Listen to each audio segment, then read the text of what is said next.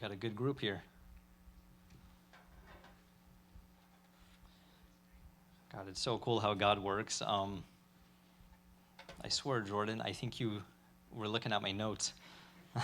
I type it into Google Docs, so I don't know. Maybe you got some access to my email or something. You get up there and you say, let's pray collectively, but also individually. That's like, literally, you just took it out of my message. And that path we're all trying to go on in our life, in following Christ, and how we have to give up everything. I mean, this is my message tonight. So it's just great when the Lord works like that. So to begin, my message, it comes from a place that I'm sure we all find ourselves in. And we're asking God, what is your plan, God? What is my purpose? What's your plan in my life? What do you intend to do with me?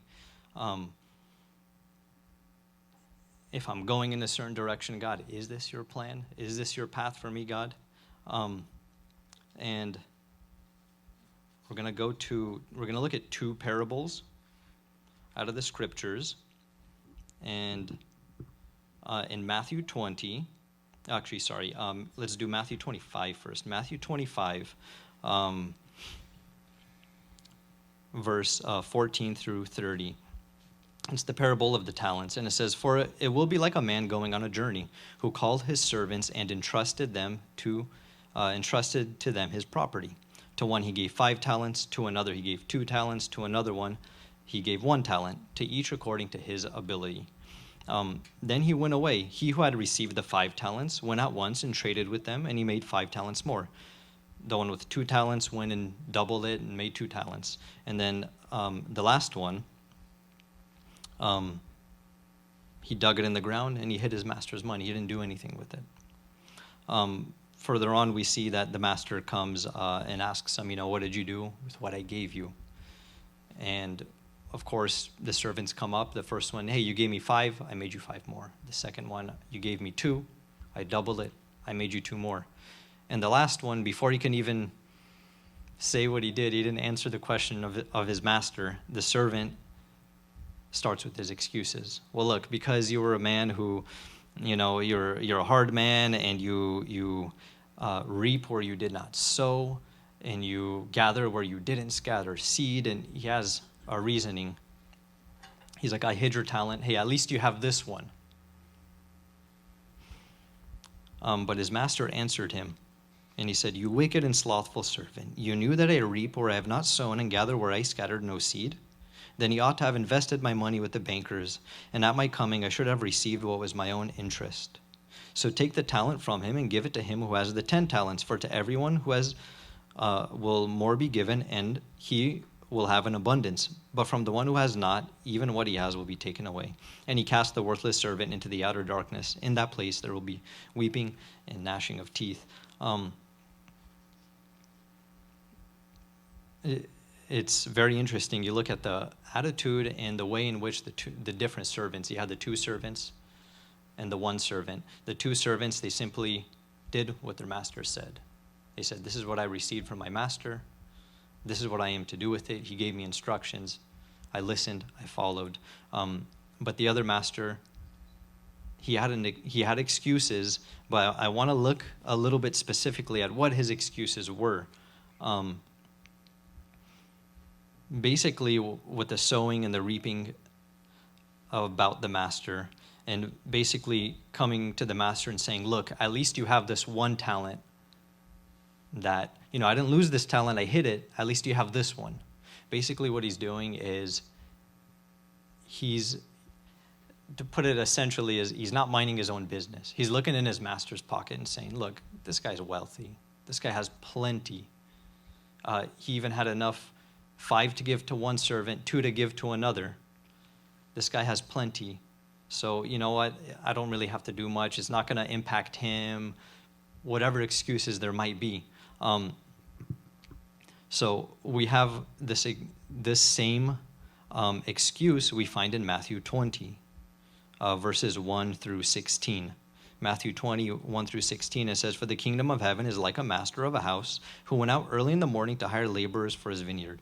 After agreeing with the laborers for a denarius a day, he sent them to his vineyard. So come work for me in my vineyard, I'll pay you a denarius for the day. And going out about the third hour, he saw others standing idle in the marketplace. And to them he said, you go into the vineyard too, and whatever is right, I will give you. So they went. Going out again, the 6th hour and the 9th hour, he does the same thing. Goes and hires more people. So throughout the day, he's hiring people. And about the 11th hour, he went out and found others standing and said to them, why do you stand here idle all day? And they said, because no one's hired us. So going on to verse 10, it says, now when those hired first came, they thought they would receive more, but each of them also received a denarius. And on receiving it, they grumbled at the master of the house. These last worked only 1 hour, and you have made them equal to us, who have borne the burden of the day. And he replied to them, I'm doing you no wrong. Did you not agree with me for a denarius? Take what belongs to you and go. I choose to give this last worker as I give you. Am I not allowed to do what I choose with what belongs to me? Or do you begrudge my generosity? I mean, basically he's saying, hey, we had an agreement. What I give you is what I give you. It's none of your business what he made. It's none of your business what another person made. Be lucky you had a job at all. If you don't like it, you don't have to come back tomorrow. So these two parables, when we look at them and we try to, reflect on them, they give us, ultimately they make us ask ourselves this question. What am I doing with my life for Christ? How am I serving my master? How should I properly follow Christ? What is the right way in which what is the right attitude and the right approach I must go before my master that I might fulfill what he has intended for me to do? And there's something to be said about, of course, in this analogy or in these parables, we are the servant, Christ is the master, but there's something to be said about our relationship with Christ and our service with Christ. That's kind of like twofold that we see in our life. We agree we have a personal relationship with Jesus, and that's something intimate. That's something between me and Christ, and no one really knows. Even the closest person in your life doesn't really know that relationship and exactly the exclusive relationship you have with Christ and your ups and downs and your daily struggles and your personal issues. However, your service is something on the outside. It's something that other people can see. They can see how you serve. Now, when we are to live for Christ and when we are to go on his path for our life, it's the intertwining of that personal relationship and also your outward service. These servants, they outwardly served their master because of a relationship that they had with their master. They looked upon their master and they had a certain attitude towards him. And that's basically what we're going to try and see how it is that we need to act to go on God's path.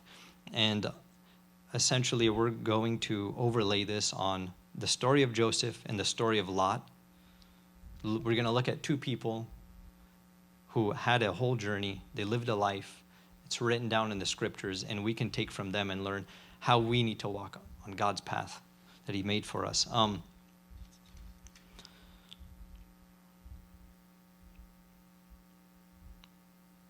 So the principle we're trying to take from these parables is, in both cases, these workers, instead of focusing on their journey, they were looking at others. Rather than individually focus on Christ or Master, they compared themselves to those around them. And we can do the same thing. We can compare ourselves positively or negatively to those around us. We'll see that in a little bit. This thinking is flawed because the task was given personally. This comes down to a very basic theological question, and this theological question is kind of the foundation of what we believe, and it's funny, it goes exactly with what Jordan was saying. And the question is, did Christ die for me, and did he die for you? And did he die for you, or did Christ die for us? Did Christ die for humanity, or did Christ die for each of us individually, exclusively? And the answer is, I hope we understand and know that Christ died for each of us personally, individually, but at the same time. How God can do that, we don't know. We're not capable, but God can do anything. And because God loved you so much and he loved me so much, he found a way to do that so that we could be reconciled back to him. So we believe in exclusivity with Christ. We believe that we live individually with Christ. That's what I titled my message, Individually with Christ. We can read in the Psalms. I won't open the verse, but we believe that God, he has made us with a purpose and a plan to fulfill. We see in the Psalms, it says specifically that he knew you before you had form. He was already knitting you in your mother's womb, and he knew you before you had form. It says that every single one of the days that you were to live, he has already written down before you even started the first one. So in fact, God has a path for you. He intended everything from, you can say, how you look, to your nationality, to your gender, to the time in history that you were born. He chose these things for you, and he has a specific plan and purpose for your life. It's up to us to seek it. And this is an encouragement and a rebuke. If his purpose is for you, it doesn't matter what others have to say about you. It doesn't matter what others think about your walk with Christ. Now, it's good for us to listen to criticism and to listen to counsel, but at the end of the day, you're going to stand alone before God. It's interesting living in the times that we do.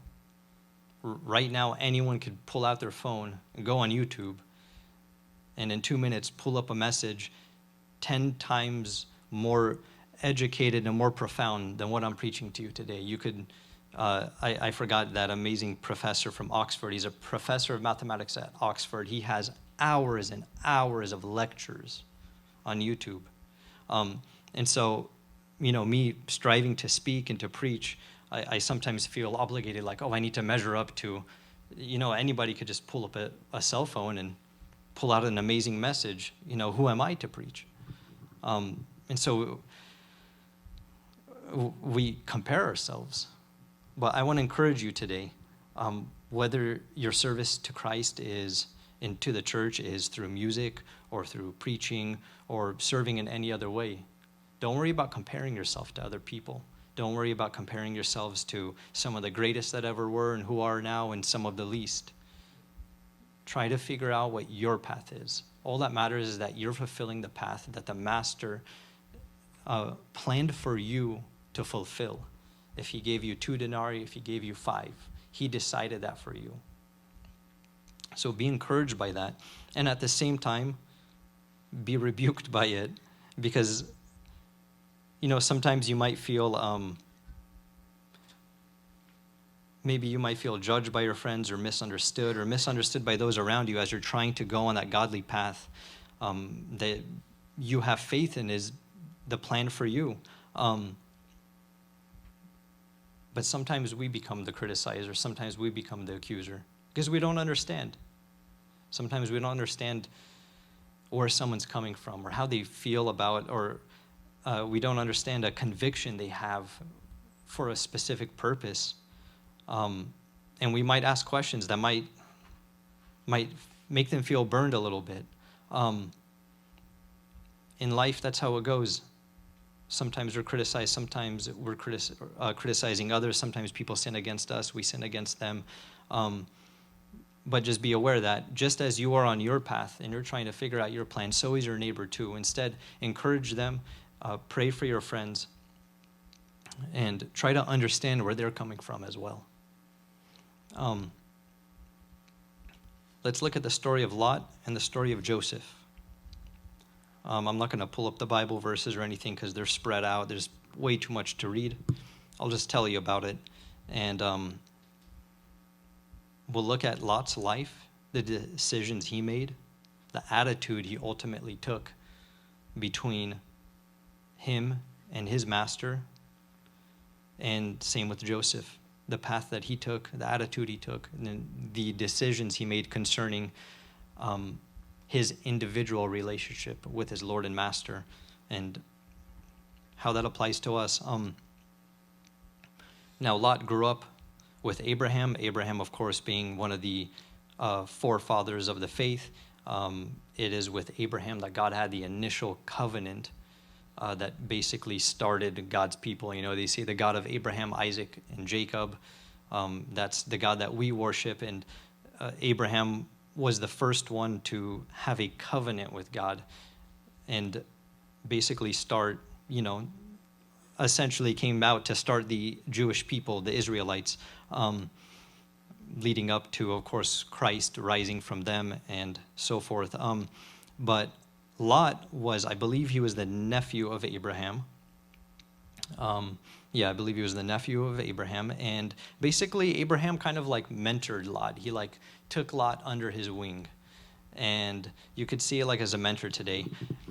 And Abraham and Lot, they did things together, and Abraham taught Lot about the Lord and raised him up and how to shepherd the flock. And, that was the trade of the day. He taught him in his trade. He taught him in his belief system, his religion. And eventually there came a time where they were both prospering. They were both following the Lord and worshiping the Lord, and they both were prospering to the point to where Lot's people and, all the people shepherding his flock, and Abraham's people and all the people shepherding his flock, there wasn't enough land in the pastures. Their flocks were spreading. Their flocks were growing. There was more and more sheep. There wasn't enough grass to eat. There wasn't enough wells to share. And of course, they were mixing. The employees were fighting each other. And instead of starting drama and problems in the family, it comes to the point to where Abraham's going to have to say, hey, look, this is how I put food on my table. And Lot the same. You're affecting my family. So Abraham, being wise, said, look, Lot. Abraham was the wise one here. He said, look, Lot, if you go to the east, I'll go to the west. If you go to the west, I'll go to the east. And, let's split up our pastures. Let's stop sharing the same space because it's not working out.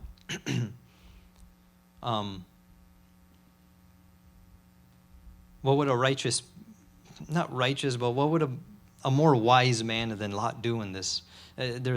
In this circumstance, it tells us that Lot simply looked and saw that the Jordan plain was green and good, and the other part was deserted. It was more barren. So he said, I'll take the green one. I'll take the better one. Thanks, Abraham. They could have they could have said, let's cast lots. Let's send our servants to go bring our top guy, and whoever comes first gets the better land.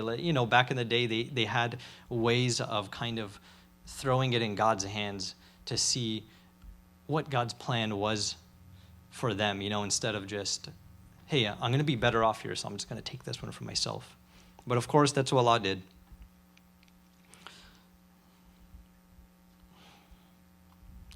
And the point for us in that is Lot didn't inquire with the Lord. He didn't come before God. He didn't try to take a righteous tone or be in a very correct way fair with Abraham. Instead of simply asking himself, God, what's your path? What's your plan? He looked, in this case, he looked at his circumstances. He looked around him and he said, hey, this is going to be better off for me. And that's often how we are in our life. We might listen too much to somebody and affect our path. We might pay attention too much to our circumstances and let our circumstances push us around and push us ultimately off of God's path. Further on, so Lot moved to the nice land. He prospered even more. Basically, he hired like a mid-level manager, someone to take care of the flock, and he moved down into the city, into Sodom. He started to, I don't know if he got into necessarily the politics, but he started to become kind of popular in the city. He became one of, a man of esteem in the city. He was mixing with the people. He had two in-laws from Sodom. He was giving his daughter over to two guys. And we see something very interesting here in the fact that Lot started to drift away from the Lord and get off of God's path as soon as he separated from Abraham. We could deduce that Lot's issue is he was basing his faith and his belief and, his daily habit of, I don't know, back then you could even see what Job would do is they would wake up early in the morning and go offer a sacrifice to the Lord for sins that they had done in the prior day. Maybe Abraham was doing something like that. Let's call it, you have a mentor and he calls you over to Bible study every week, or you spend time in prayer together. But Lot, when he separated from Abraham, he stopped reading his Bible so much, let's say. He stopped listening to the right music. He kind of started to drift away from the Lord. He wasn't keeping his faith fully fixed on his Lord. He was keeping his faith hanging on Abraham. Don't hang your faith on your friends. Don't hang your faith on any movement that's happening. Don't hang your faith on someone you idolize that maybe is, maybe he's soaring with Christ, but what's he going to be like later on? Hang your faith only on Christ.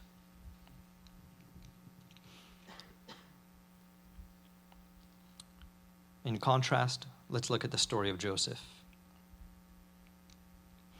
Joseph was son of Jacob. Of course, he had 11 brothers, the 11 brothers, including Joseph, being the 12 tribes of Israel. His father, Jacob, later on becomes named Israel. That's where the Israelites come from. So those are, there's 12 tribes of Israel. One brother was named Asher, one was named Dan, one was named Levi, etc. And so those tribes to this day still keep that name. But Joseph, he was favored by his father, Jacob. The Bible clearly tells he wasn't just favored, he was his favorite. It tells us very clearly in the scriptures. And Jacob gave his son Joseph a multicolored coat. Now, in that time, to have anything with color takes dye and is very, very expensive. That's why you see purple as the color of royalty. It was the most expensive dye you could possibly obtain. So you had to be wealthy. So he took something special of wealth and he put it over on Joseph.